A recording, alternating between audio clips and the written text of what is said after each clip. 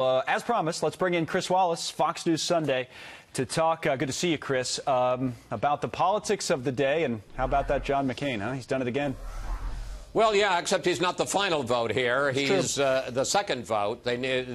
One more will kill this. And as they said in The Princess Bride about the night, this bill is mostly dead at this point.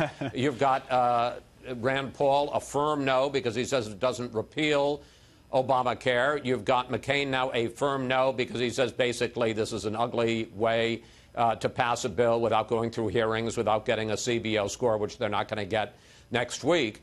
So now they just need one more, the opponents, and this goes down, and basically repealing and replacing Obamacare is dead for the foreseeable future. And I would say it is more likely than not that they will get that third vote. You've got Susan Collins, who's voted against every one of these. You've got Lisa Murkowski of Alaska has voted against every one of these, and a bunch of others.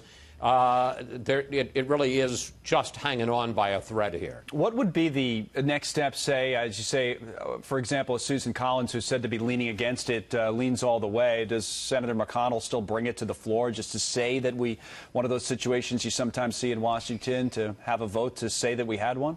That is probably the biggest issue right now, what they would do. Some people say, look, it doesn't do any good for anybody to have a vote and go down to defeat. It just is to the degree that a lot of your base is upset already with the fact that Obamacare repeal and replace has gone nowhere with the Republican House, Senate, and White House. This is only going to rub salt into that wound. But there's other thought, and there has been some talk from the White House. Let's put these people on the record. Let's make it clear.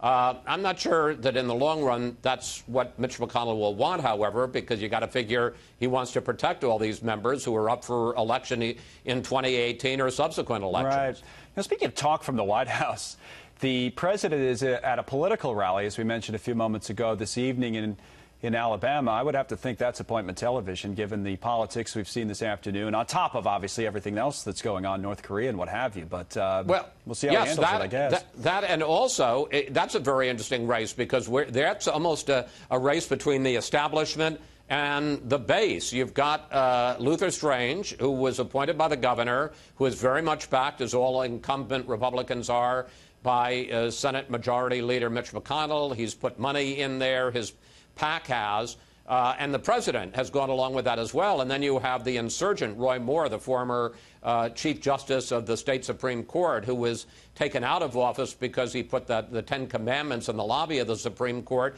very much part of the Bannon wing of the party. Bannon has been supporting him. So in a funny way, you've got Trump on the side of McConnell against Bannon.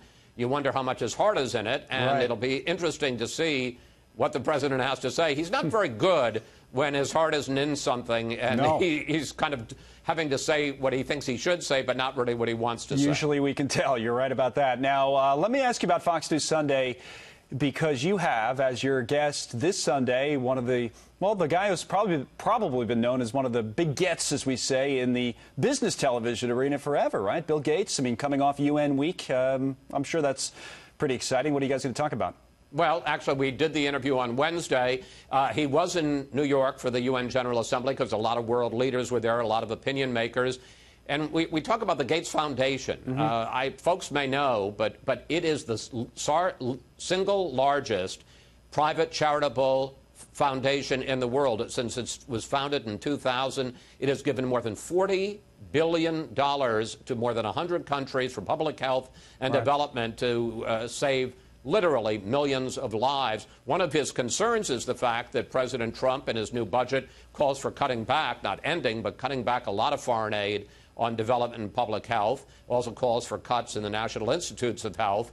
And I think he wants to talk about that. But we get into other subjects as well. And for a lot of your business audience, and particularly given the segment you just had on before me, I asked him, given his famously tempestuous relationship with Steve Jobs, what kind of smartphone he has, and he gives an answer. I like it. We'll watch Sunday morning. As always, Chris Wallace, thank you, sir. We'll be right back.